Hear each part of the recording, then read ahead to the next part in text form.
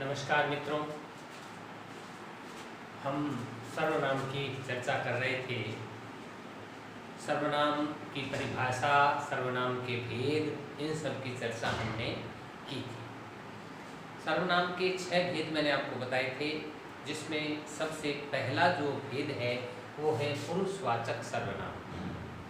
पुरुषवाचक सर्वनाम पढ़ने से पहले एक बार पुरुष की व्याख्या जानना जरूरी है। पुरुष क्या है?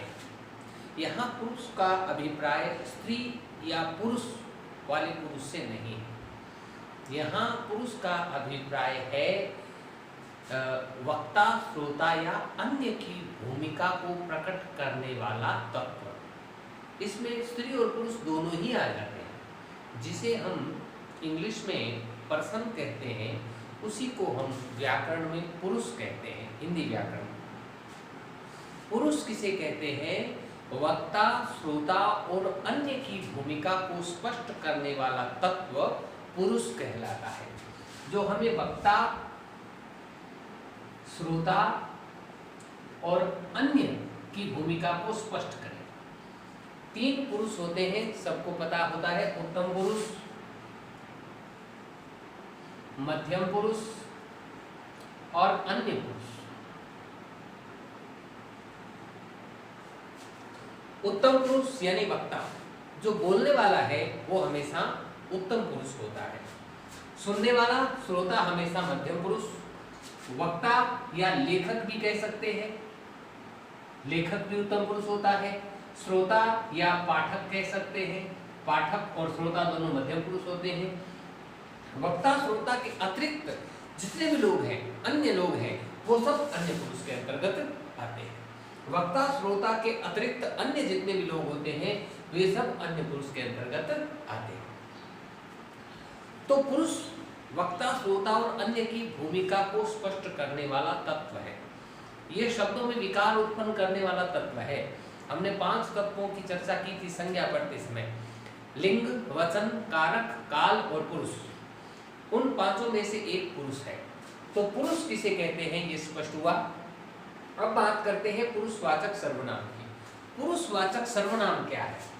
वक्ता, श्रोता और अन्य व्यक्तियों के लिए, वक्ता, श्रोता और अन्य व्यक्तियों के लिए जिस सर्वनाम का प्रयोग किया जाता है उसे पुरुषवाचक सर्वनाम कहते हैं। तो पुरुषवाचक सर्वनाम की परिभाषा होती है वक्ता, श्रोता व अन्य व्यक्तियों के लिए, अन्य व्यक्तियों के लिए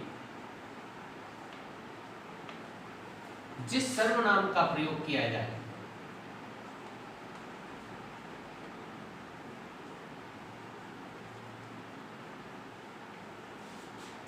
वह पुरुषवाचक सर्वनाम कहलाता है।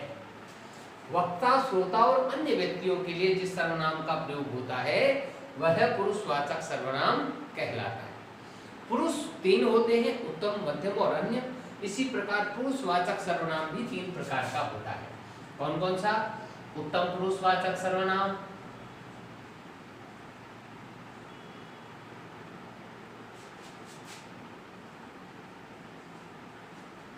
मध्यम पुरुषवाचक सर्वनाम और अन्य पुरुषवाचक सर्वनाम।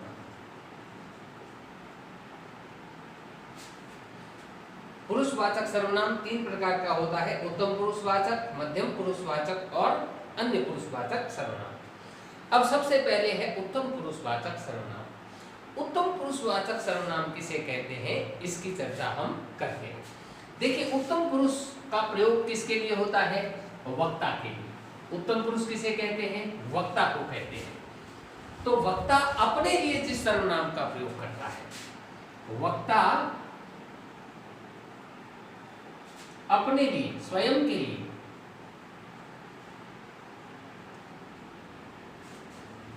जिस सर्वनाम का प्रयोग करता है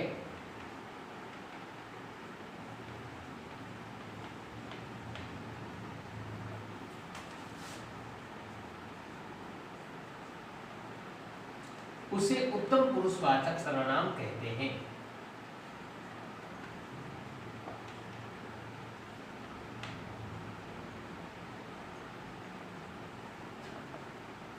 वक्ता अपने लिए कौन से सर्वनाम का प्रयोग करता है?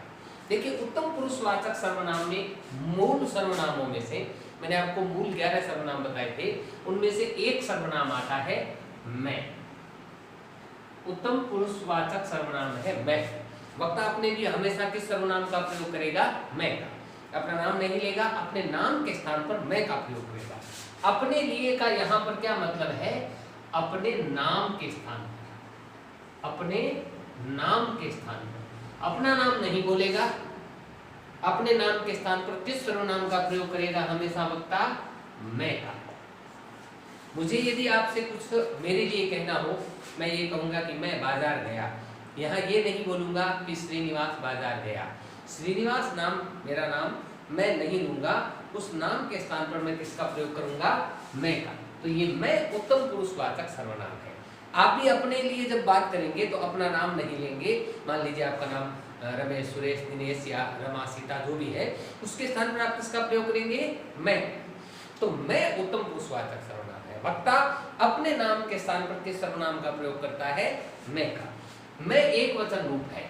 मैं का बहुवचन होता है हम। मैं का बहुवचन होता है हम।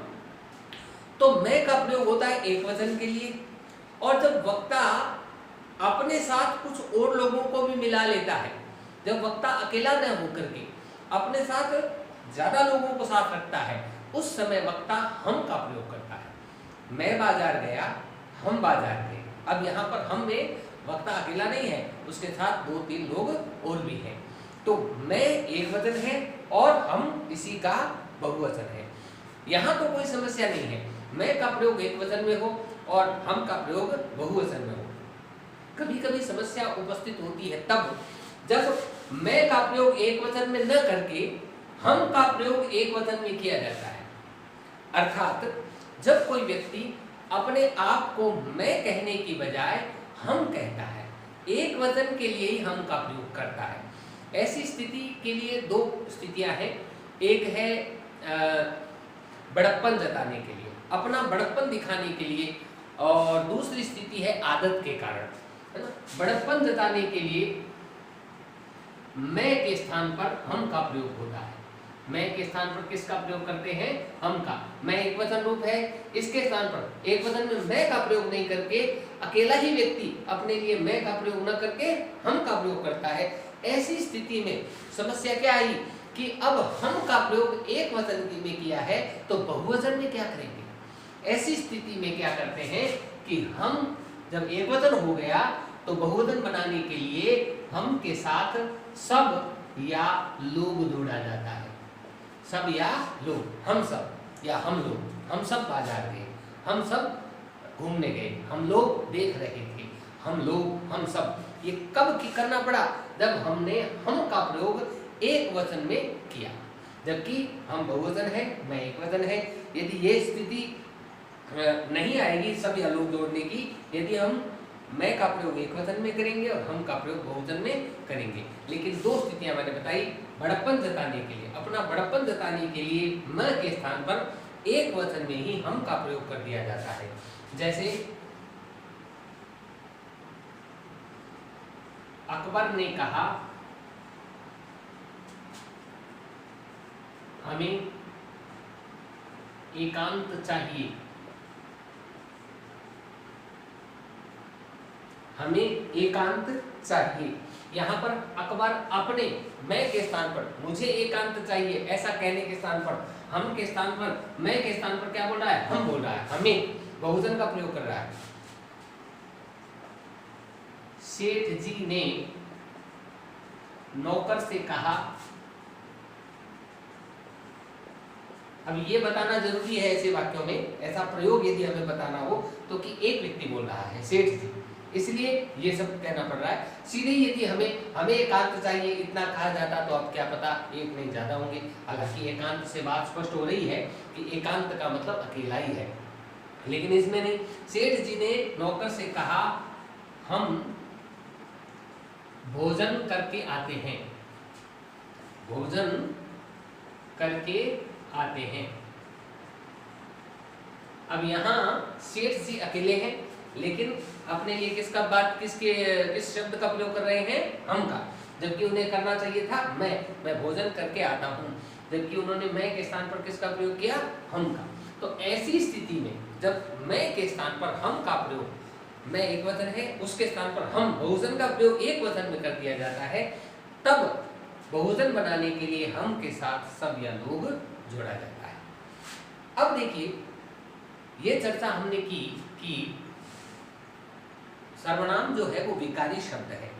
सर्वनाम में विकार वचन और कारक के आधार पर आता है, वचन के आधार पर भी आता है और कारक के आधार पर भी आता है। लिंग के आधार पर सामान्यतः सर्वनाम विकारी नहीं होते हैं, सर्वनाम में कोई विकार नहीं आता है, केवल संबंध कारक के रूप में सर्वनाम में लिंग के आधार पर विकार आता है, वो भी सामने वाले कारक के अनुसार वो का विकार उत्पन्न होता है, बाकी उसमें विकार उत्पन्न, बाकी सभी कारकों में विकार उत्पन्न नहीं होता। इस बात को समझिए, इसे सुरक्षित करें। अब देखिए, हम बात करते हैं, मैं किस बात करेंगे, हम उसकी कार्य की रचना करेंगे। मैं आपको बताना चाह रहा हूं कि सर्वनाम विकारी शब्द है, सभी सर्वनामों में विकार आता है, तो मैं में भी आएगा। मैं क्या है? उत्तम पुरुषवाचक सर्वनाम है। तो मैं की कारकीय रचना करें हम। कारकीय रचना का मतलब है कि सर्वनाम के साथ कारक चिन्हों को जोड़ना। हर सर्वनाम वचन के आधार पर और कारक के आधार पर विकारी होता है, लिंग के आधार पर नहीं होता है। देखिए, यहां हम मैं की कारकीय रचना कर रहे हैं। एक वचन और बहुवचन दोनों वचनों में मैं के रूप चलेंगे। कारक, सर्वनाम में 7 ही कारक होते हैं, संज्ञा में 8 होते हैं संबोधन सहित, लेकिन सर्वनाम में संबोधन कारक नहीं होता। सर्वनामों में केवल 7 ही कारक होते हैं। कर्ता, कर्म, करण, संप्रदान, अपादान, संबंध और अधिकरण। 7 ही कारक होते हैं। अंतिम कारक जो है संबोधन, वो सर्वनाम में नहीं होता। तो कर्ता कारक में मैं की कारक की रचना क्या होगी? देखिए, कारक चिन्ह लगाना है आपको इनके साथ। बिना कर्ता कारक के 2 कारक चिन्ह होते हैं, एक होता है शून्य कारक चिन्ह, एक होता है ने कारक चिन्ह। शून्य का मतलब है कोई कारक चिन्ह नहीं लगना, मैं यहाँ कोई कारक चिन्ह नहीं लगा है, और एक है ने, तो मैंने, मैं और मैंने, ये कर्ता कारक के एक वचन के रूप है। ऐसे ही बहुवचन में मैं के स्थान पर क्या होता है? हम। तो हम शून्य कारक चिन्ह वाला और हमने ने कारक चिन्ह वाला। कर्म कारक एक चिन्ह, एक शून्य है और एक को है, तो मुझे ये शून्य कारक चिन्ह से बना और मुझको ये को कारक चिन्ह से बना। ऐसे ही हमें और हमको। कर्म का कारक चिन्ह है से या द्वारा, तो मुझसे और मेरे द्वारा, मुझसे और मेरे द्वारा, हमसे और हमारे द्वारा। संप्रदान कारक के कारक चिन्ह है को और के लिए, तो मुझको और मेरे लिए, मुझको और मेरे लिए। बहुवचन में बनेगा हमको और हमारे लिए। आपको कहीं भ्रम हो रहा हो कि को कारक चिन्ह संप्रदान में क्या होता है? को कारक चिन्ह देने के अर्थ में को कारक चिन्ह लगता है संप्रदान में। जिसको दिया जाता है हमेशा के लिए, वापस लेने का भाव नहीं होना चाहिए, उसके साथ, जिसको दिया जाता है उसके साथ को चिन्ह लगता है, वो संप्रदान कारक होता है। तो को चिन्ह अपादान कारक का चिन्ह है से, अलग होने के अर्थ वाला, तो मुझसे, यहां भी मुझसे है, लेकिन ये है साधन के अर्थ वाला करण कारक, ये है अपादान कारक, अलग होने के अर्थ वाला। मुझसे, हमसे। संबंध कारक में मैं और तू कार जो सर्वनाम है उनमें रारेदी कारक चिन्ह लगता है, बाकियों में सब में का के की लगेगा, लेकिन मैं और तू में रारेदी लगता है। मेरा, मेरी और मेरे। हमारा, हमारी और हमारे संबंध कारक के रूप हैं। एक वचन बहुवचन। अधिकरण कारक के कारक चिन्ह है में और पर, तो मुझ में और मुझ पर, हम में और हम पर। अब देखिए मैं आपको लिंग, वचन और कारक के आधार पर कैसे परिवर्तन सर्वनाम में आता है या नहीं आता है इसकी चर्चा कर रहा हूं। देखिए मैं सर्वनाम एक था मूल, वचन के आधार पर दो रूप हो गए, मैं एक वचन हम बहुवचन, रूप बदला, वचन बदलते ही रूप बदल गया सर्वनाम का। कारक के आधार पर भी रूप बदल रहे हैं। देखिए कर्ता कारक में अलग तरह का रूप बन रहा है, मैं मैंने, कर्म में फिर अलग बन गया मुझे मुझको, कर्ण में फिर अलग हो गया मुझसे मेरे द्वारा, अपादान में, संप्रदान में फिर अलग, अपादान में फिर अलग, संबंध में अलग, अधिकरण में अलग। तो वचन के आधार पर भी विकारी है, वचन में भी अलग अलग रूप बन रहे हैं, कारक के आधार पर भी विकारी है, लेकिन लिंग के आधार पर विकारी नहीं है। कैसे? देखिए ये जो मैं सर्वनाम है ये पुल्लिंग के लिए भी आ सकता है, स्त्रीलिंग के लिए भी, कोई रूप नहीं बदलेगा। मैं बाजार गया, अब मैं कौन सा लिंग है? पुल्लिंग, गया के आधार पर। मैं बाजार गई, इसमें कौन सा लिंग है? स्त्रीलिंग, किसके आधार पर? गई के आधार पर। क्रिया में परिवर्तन है, मैं में कोई परिवर्तन नहीं है। तो लिंग के आधार पर कोई भी सर्वनाम विकारी नहीं होता है, न मैं, न तू, न आप, न यह, न वह। हाँ, लिंग के आधार पर हमें परिवर्तन कहाँ दिखाई देता है? यहाँ संबंध कारक में।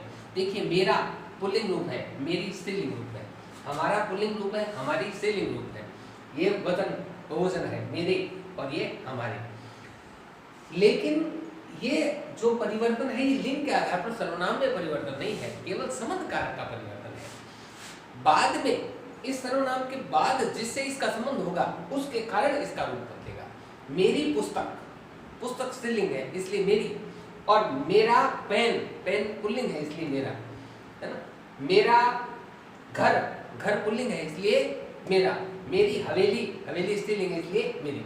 अब ये मेरा और मेरी का जो रूप बदल रहा है ये बाद वाले शब्द के लिंग के कारण अपना रूप बदलता है।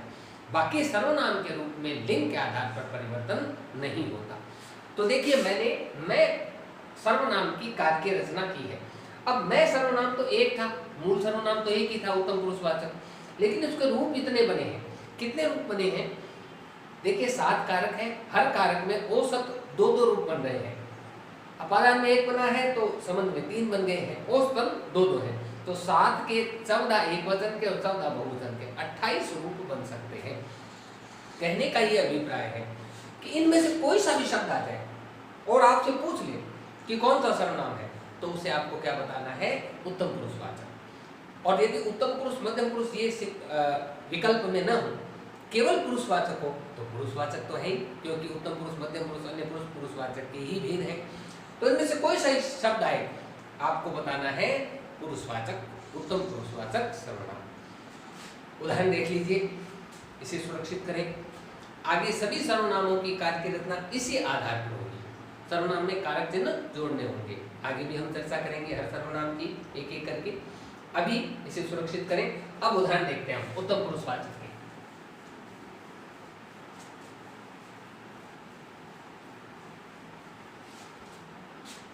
जितने भी शब्द थे वो सब उत्तम पुरुषवाचक में आएंगे। जैसे मैं खाना खा चुका हूं, यहां पर मैं उत्तम पुरुषवाचक।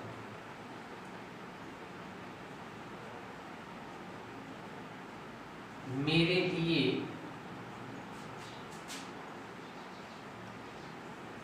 दूध ले आओ,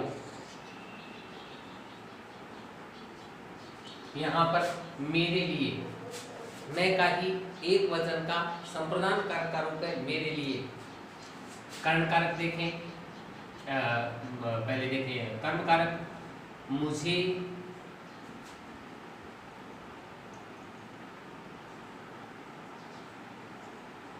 रमेश के घर जाना है। मुझे रमेश के घर जाना है। मुझे, मैं का कर्म कारक का रूप। बहुवचन देख सकते हैं।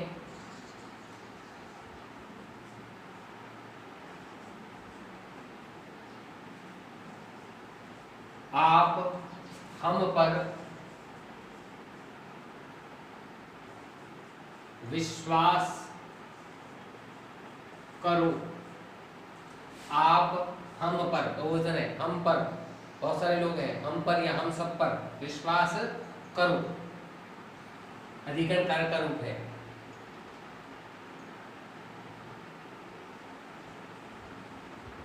मेरा घर पास ही है, संबंध कारक का रूप है, एक वचन। हमारी माताजी आ रही हैं। माताजी आ रही हैं, हमारी, बहुवचन का रूप है, संबंध कारक का। तो देखिए ये सब जो रूप हैं, मैं, मेरे लिए, मुझे, हम पर, मेरा, हमारी, ये सब रूप उत्तम पुरुषवाचक सर्वनाम के हैं। कोई एक वचन का है, कोई बहुवचन का है, कोई कर्म कारक का है, कोई अधिकरण कारक का है।